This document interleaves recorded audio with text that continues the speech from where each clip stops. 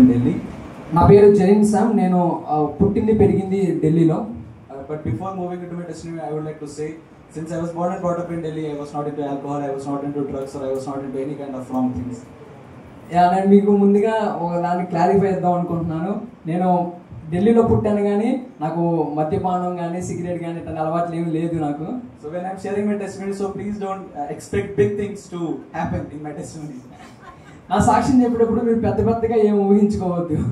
It's a simple testimony, but I believe that God will surely speak to you.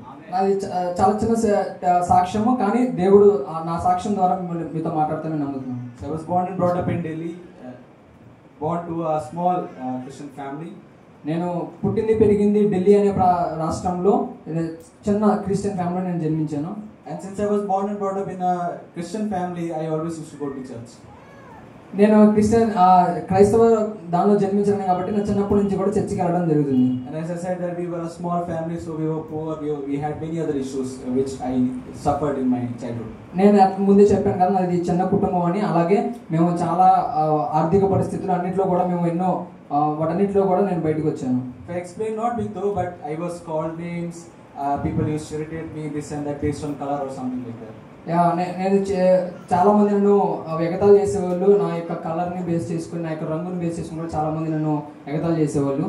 Since I was so small that all these things I couldn't really bear in my heart. నేను చిన్నవాడిని కానీ ఎన్ని సమస్యలు కూడా నేను మోయలేక ఉన్నాను చిన్నప్పుడు. And as I was growing up, all these things were there in my heart that I'm not good, I'm not perfect, or I lack many things, I'm not up to my friends or something like that. నేను ఎదుగుతున్న కొద్దీ ఇవన్నీ కూడా నా యొక్క మైండ్లో, నా యొక్క హృదయంలో ఉండిపోయినాయి. నేను సరైనోని కాదు, నేను మంచోని కాదు, ఇలా నేను దేనికి పనికిరాను అన్న యొక్క తలంపు నా హృదయంలో ఉండిపోయింది. And same as today I got the chance to play the drum, I was just recalling my own church memories back in my days.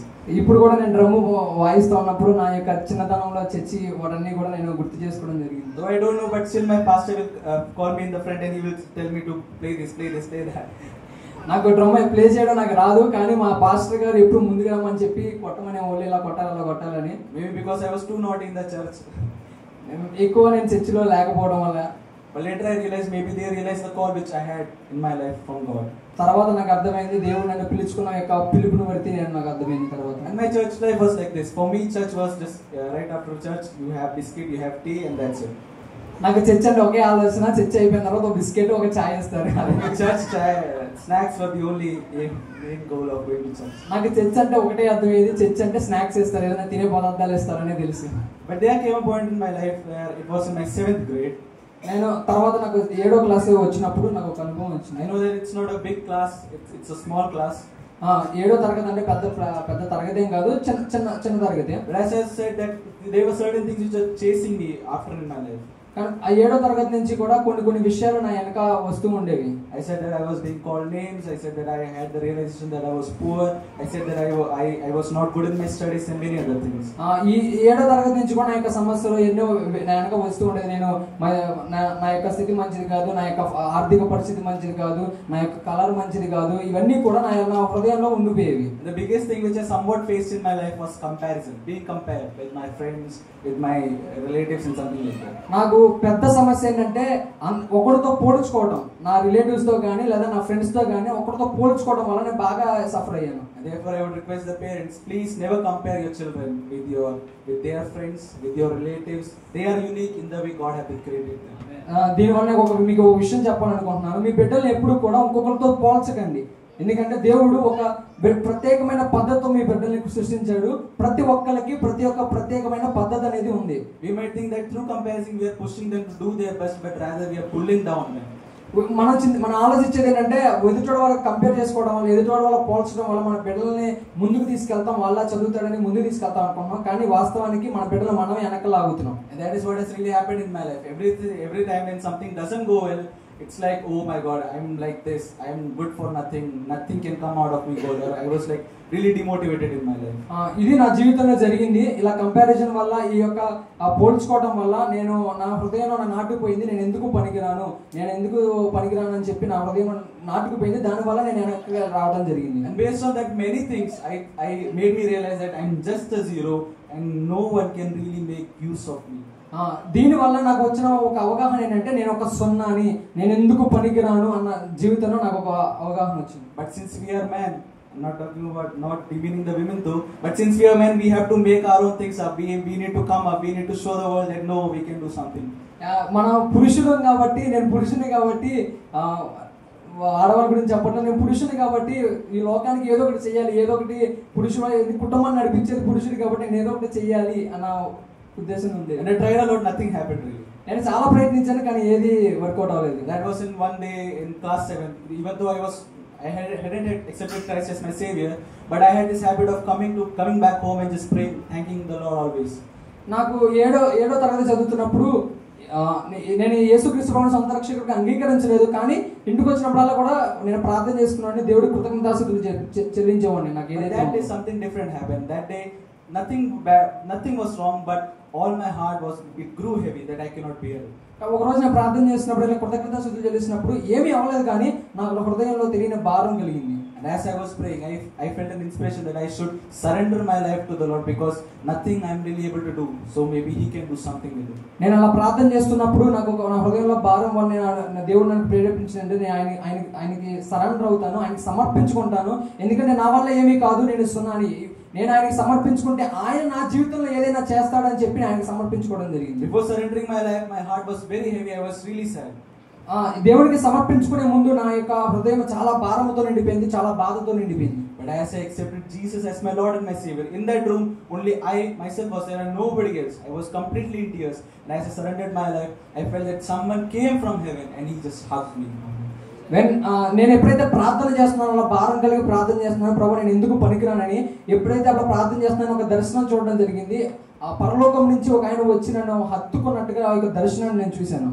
Felt as a cloud of peace just wrapped myself and took away all of my pain and gave His peace. ఒక మేఘము వంటిది వచ్చి నన్ను హత్తుకొని నా యొక్క భారాన్ని అంతా తీసివేసి నాకు ఒక శాంతిని, నెమ్మదిని నాకు ఇవ్వడం జరిగింది. And let me tell you very frankly, from that day on, the pain, the troublesome thing which I had in my life, it completely went away. మీకు నిజంగా ఒకటి చెప్పాలంటే, ఆ రోజు ఎప్పుడైతే నేను సమర్పించుకున్నానో అప్పటి నుంచి కూడా నేను ఏదైతే మోస్తున్నానో నా యొక్క భారము, నా యొక్క నింద అన్ని కూడా ఆ క్షణం నుంచి నాకు తొలగిపోవడం జరిగింది. And since no one really told me that was the salvation experience which you had, after a couple of time I thought, okay, no, even though I cried, I am a man, I should again make my life better. దాని తర్వాత నాకు ఎవరో చెప్పలేదు ఇది యొక్క రక్షణ యొక్క అనుభవం, ఈ యొక్క రక్షణ యొక్క అనుభవం అని. కానీ తర్వాత నాకు తెలిసింది, నేనేమనుకున్నానంటే ఒక పురుషుని కాబట్టి మళ్ళీ ఏడుస్తానే ఉంటాను అనుకున్నాను. But despite me trying, I'm not able to bring back that sorrow. I'm again work over it emotionally. కానీ తర్వాత నేను ఎమోషనల్ గా కూడా మళ్ళీ వెళ్ళకూడదు జరిగింది. And it came after 2 weeks, nothing really changed. I was still the same. Nothing big good things happening to me. తర్వాత 2 వారాల తర్వాత కూడా నా జీవితంలో మళ్ళీ ఏమీ జరగలేదు, సేమ్ యథావిధిగానే జరుగుతూ ఉంది. And I really had this question that Lord, you said that if I surrender my life to you, you will change and this will happen, that will happen. What all I expected is not happening. What is really happening in my life? నేను తర్వాత దేవుడితో మళ్ళీ పెనుగులాడాను, ప్రభా నేను సమర్పించుకుంటే అది జరిగింది, ఇది జరిగింది అని చెప్పావు, నేను ఉన్నత స్థితిలోకి వెళ్తాను, కానీ చూస్తేనే నా జీవితంలో ఏమీ జరగట్లేదు, యథావిధిగా జరుగుతుంది అని చెప్పి నేను దేవుడితో పెనుగులాడడం జరిగింది. That day I still remember that I was sitting before a cooler. The cooler was too loud and I was purposefully sitting before the cooler so that I could hide my tears from my mom and dad.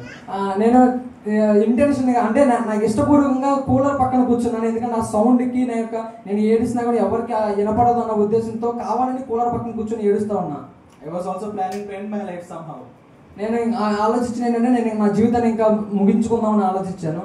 And that was the day when I really heard the Lord spoke to me. అదే రోజు దేవుడు నిజంగా నాతో మాట్లాడిన రోజు. And the Lord spoke to me this, that if you are willing to go through this problem at present, surely you will become a testimony in the upcoming days. దేవుడు నాతో మాట్లాడిన ఒక స్వరం ఏంటంటే, ఈ రోజు నువ్వు ఈ స్థితిలో వెళ్తున్నావంటే ఖచ్చితంగా రేపొద్దున నీకు ఈ యొక్క సాక్ష్యంగా నేను నిలబెడతానన్న మాట నాకు వినబడింది. That time it felt absolutely nonsense that I am in need of help, but still the Lord is saying that if you are willing to suffer this thing, I will use you as a testimony. నేను తర్వాత చాలా చిరాకు ఉంది, ఏంటిది నేను ఇప్పుడు నాకు సహాయం కావాలని నేను వస్తే ఇది సాక్ష్యం అని చెప్తారు ఏంటి అని చెప్పి నాకు చాలా చిరాకు పడ్డాను. The biggest fear in my life was when coming to board, I will surely fail and my mom and I will be completely dispersed. నేను ఎప్పుడైతే నా యొక్క జీవితంలో బాగా దిగజారింది ఏంటంటే, నేను ఎప్పుడైతే రిజల్ట్స్ అన్ని చూస్తాకు వస్తానో నేను ఫెయిల్ అవుతానో, మళ్ళీ మా నాన్న మా అమ్మ కూడా చూసి బాగా బాధపడేవాళ్ళు. 3 years passed and yet nothing happened in my life. 3 సంవత్సరాలు అయిన తర్వాత కూడా నా జీవితంలో ఏమీ జరగలేదు. I was still zero. I was not good in my studies. I was still not looking good. My personality hasn't changed. I didn't know how to speak English as well. నా జీవితంలో ఏది చేరలేదు, నా ఇంగ్లీష్ నే మాట్లాడలేను, నా జీవితంలో ఏది సాధించలేను, చదువులో బాగా లేదు, నా జీవితంలో ఏమీ జరగలేదు. But in 10th something really happened. కానీ 10వ తరగతిలో ఏదో కొద్దిగా జరిగింది.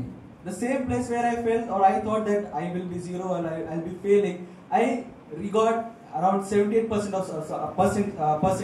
marks in my 10th exam. నేను 10వ తరగతిలో ఏ స్కూల్లో అయితే నేను నాకు చదువులో పనికిరాను అనుకున్నారో, అదే 10వ తరగతిలో నాకు అక్కడ దేవుడు నాకు 78% వచ్చేటట్టు నేను ఆశీర్వదించాడు. The interesting part is my parents used to compare me with my friend. He also got the same percentage. పెద్ద సాక్షి ఏంటంటే, ఎప్పుడైతే మా యొక్క తల్లిదండ్రులు పక్కతో పోలుస్తారో వాడికి కూడా అంతే మార్కులు వచ్చినాయి. From then on, I saw certain things changing in my life. తర్వాత నుంచి నా జీవితంలో కొన్ని మార్పులు నేను చూస్తూ వచ్చాను. I still remember that during 10th we go for head boy and head girl thing for the student candidates. అప్పటి నుంచి కూడా స్టూడెంట్స్ లీడర్స్ ఉండేవాళ్ళు. అప్పటి నుంచి కూడా మేము జరుగుతూ ఉండేవి. I also was inspired by my teacher. You go, something will happen. I went, but nothing really happened. They asked me a question. I couldn't really answer them anymore. అక్కడ మా students అందరూ కూడా నువ్వు కూడా ఏదో జరుగుతుందని చెప్పి నేను అక్కడికి వెళ్ళాను, కానీ అడిగిన క్వశ్చన్కి నేను ఏ సమాధానం చెప్పలేకపోయాను. But the same God made me the head boy or the sports captain of a different school which was completely new to me. కానీ అదే దేవుడు నన్ను వేరే స్కూల్లో నాకు ఏమీ తెలియదు దగ్గర స్పోర్ట్స్ లో హెడ్ గా నన్ను మార్చాడు. But I would really like to tell you, sometimes the Lord will really lead us to the valley of death. కానీ మీకు ఒక విషయం చెప్పాలంటే, దేవుడు బాగా ఉన్న సొరంగం నుంచి శ్రమల మార్గం నుంచి మనల్ని నడిపిస్తాడు. He will purposely lead us to the valley of death. కావాలని చావుకు ఆ దగ్గరికి వెళ్ళే వరకు ఆ యొక్క శ్రమల్లో మనం నడిపిస్తూ ఉంటాడు. But let us not forget that even though we are going through the valley of death, His rod and His staff, He is still with us.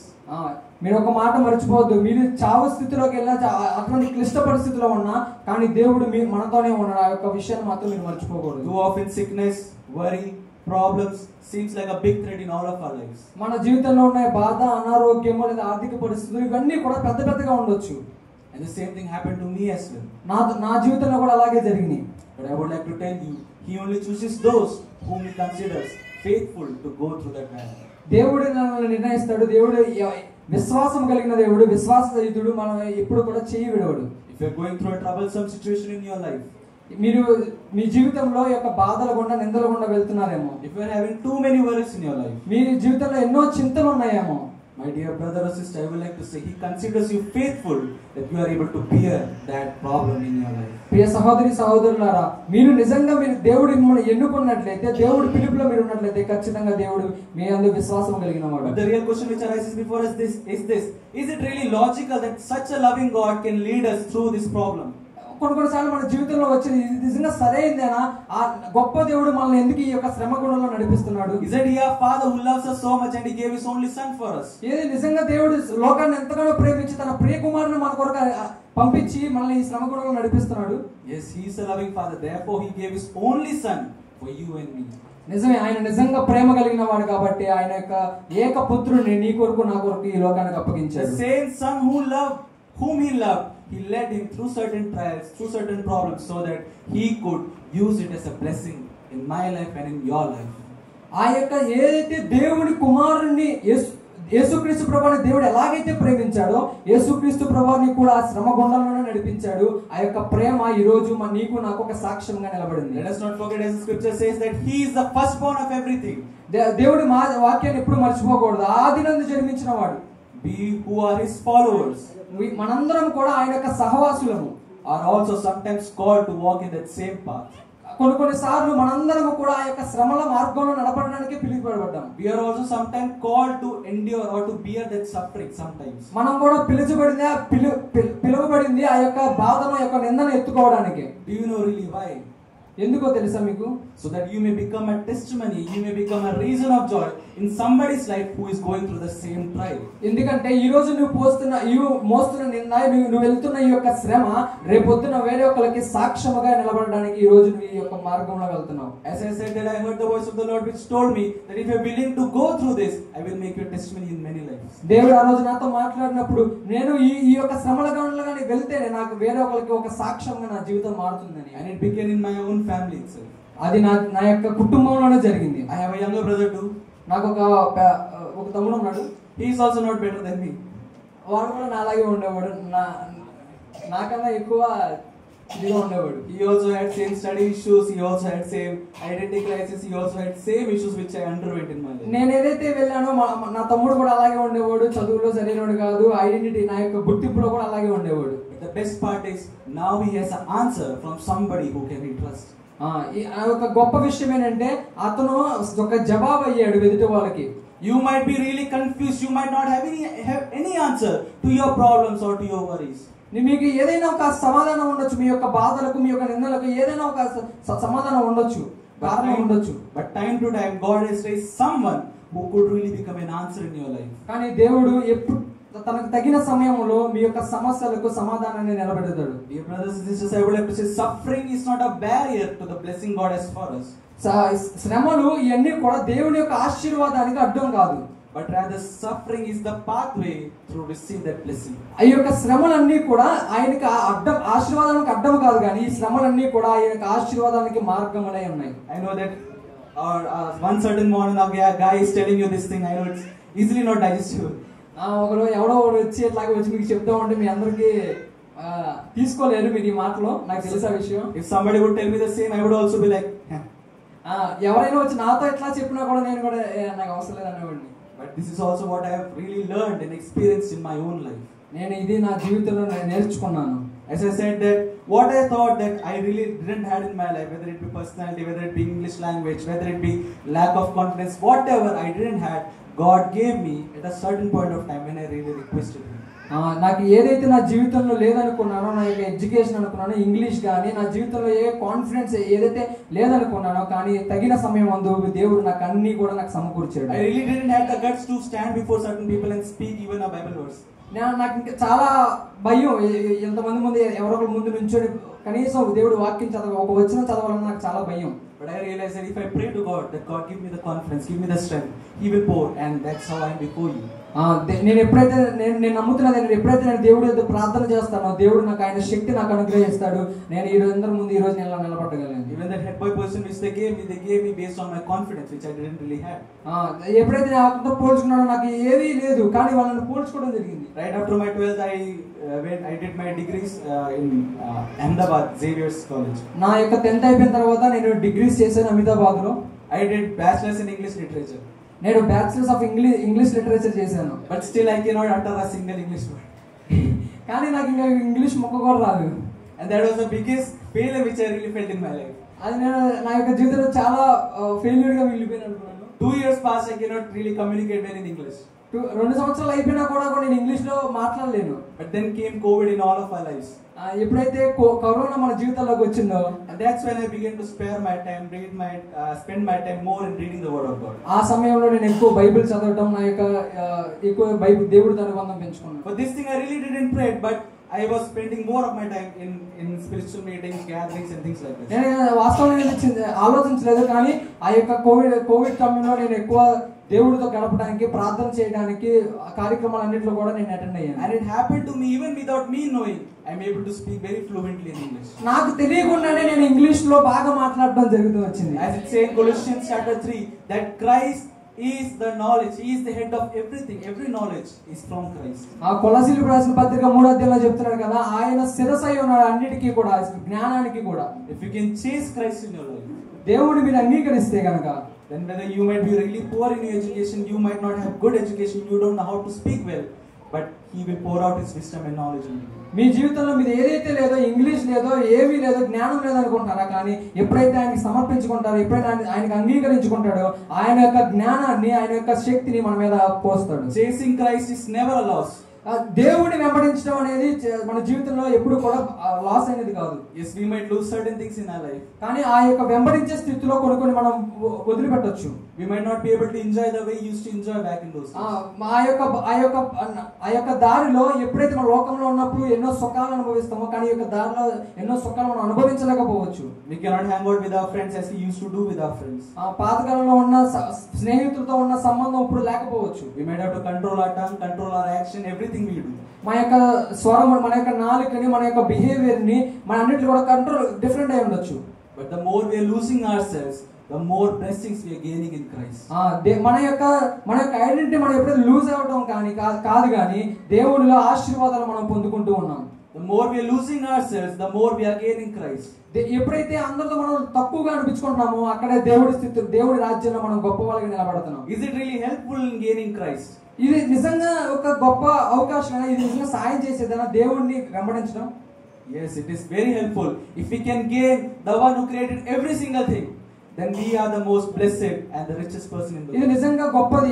ఈ లోకానంతకి తయారు చేసిన వాడి వెనక వెళ్ళడం అనేది చాలా గొప్ప విషయం. You might not be having something at present in your hand. మీ యొక్క చేతిలో ఏమీ లేకపోవచ్చు ఈ సమయంలో.